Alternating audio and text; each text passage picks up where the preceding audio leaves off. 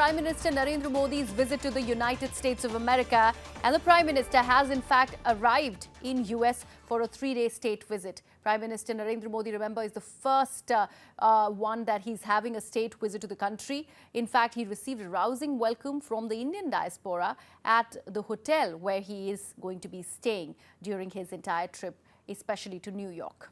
Now, Prime Minister also met with the CEOs of American companies, academicians, health experts, also the Twitter CEO Elon Musk, who hailed Prime Minister Modi following their meeting, and he also said that he had an excellent conversation with him. He also said that Musk is in fact planning to visit India next week and next year, I beg your pardon. In fact, Prime Minister will also be participating now in the International Yoga Day at the United Nations. And along with the Prime Minister, United Nations Secretary General Antonio Guterres and delegates from 195 countries will also be participating in International Yoga Day. Now remember, Prime Minister Narendra Modi will now leave for Washington, D.C. soon after concluding the yoga event in New York, where US President Joe Biden and First Lady Jill Biden will be hosting a private dinner for him at the White House.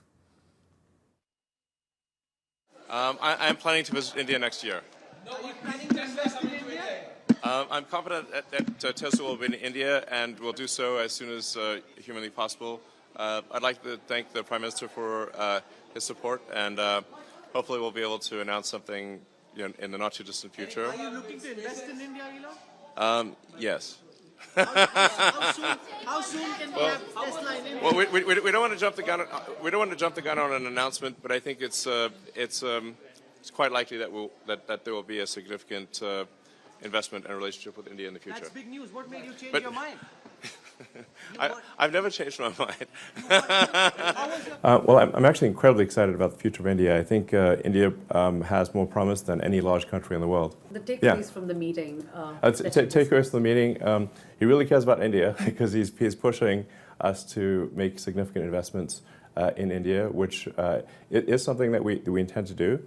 And we're just trying to figure out the right timing. In a nutshell, it was a fantastic meeting with the Prime Minister, and I like him quite a lot. He visited our Fremont factory several years ago, and so we've now known each other for a while.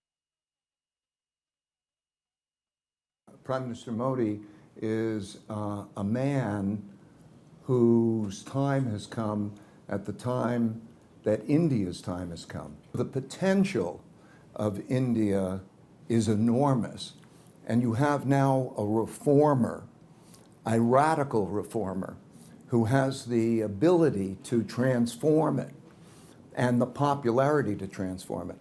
So I think India and Prime Minister Modi are at a juncture in which there's going to create a tremendous opportunity, tremendous changes in India that are going to be really startling. He asked me if I had heard from anybody anything that he might know. So in a way, he asked, when I was in Delhi and so on. And I only mentioned that I think people in the whole world would be very excited if he made a little more strong statement about the invasion of Ukraine and disapproving of that, unlike Xi Jinping, who is like a big autocrat and has to tell Putin to go ahead.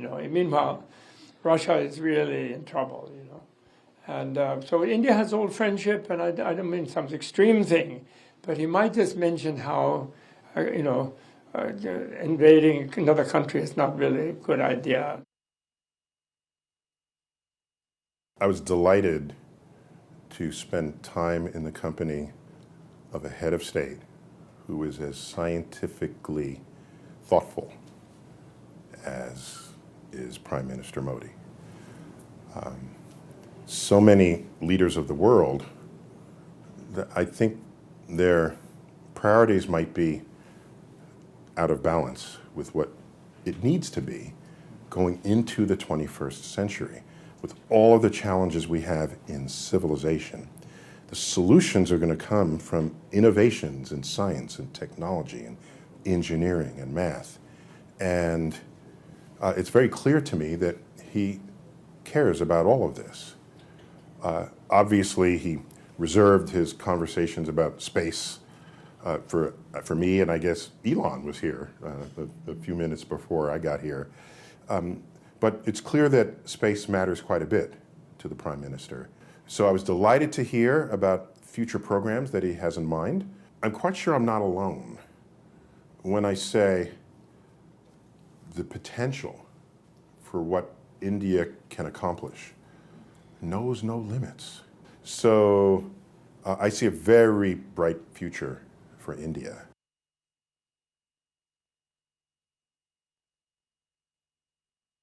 It was a great meeting.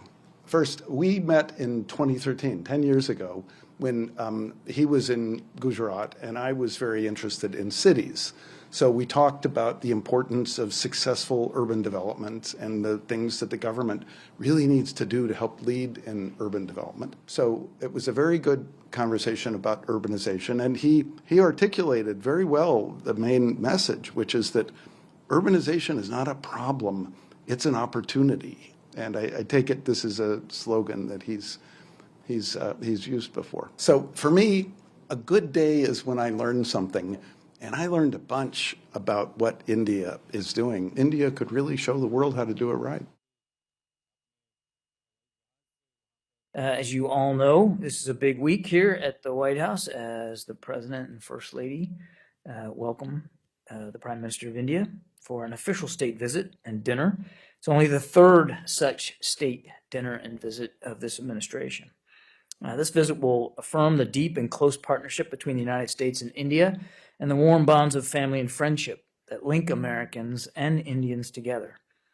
The visit will strengthen our two countries' shared commitment to a free, open, prosperous, and secure Indo-Pacific, and our shared resolve to elevate our strategic technology partnership, including in defense, clean energy, and space.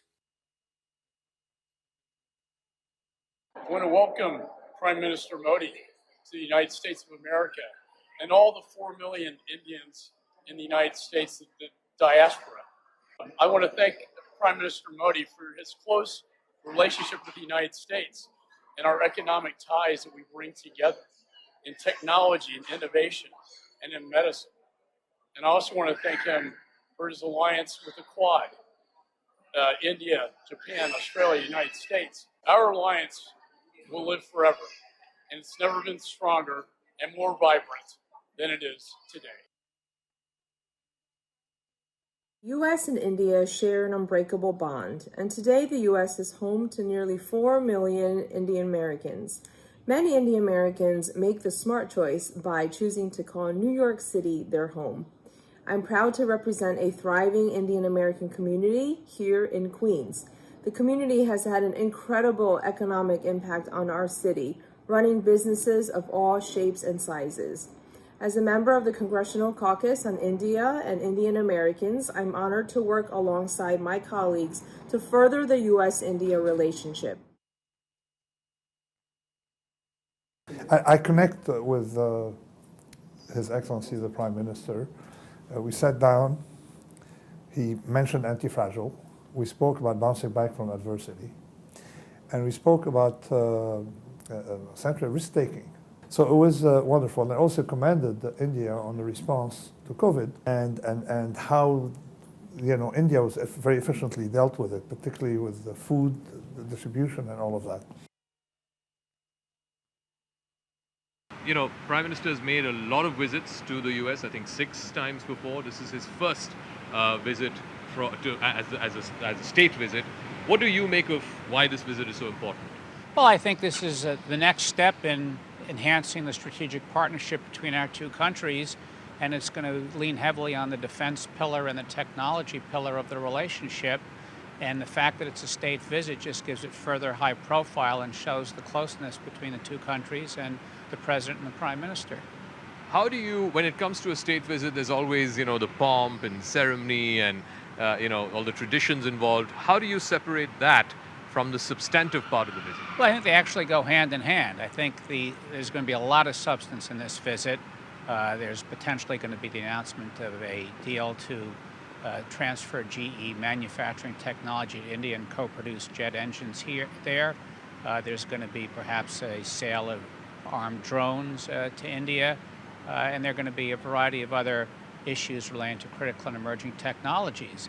And the importance of that is only enhanced by the fact that there'll be a lot of ceremony and, as you said, pomp and circumstance between the two countries, so it'll make the whole several days quite significant. I never felt it was a transactional relationship. I think one of the important elements has been the people-to-people relations and the importance of the Indian American diaspora and even Americans that live in India.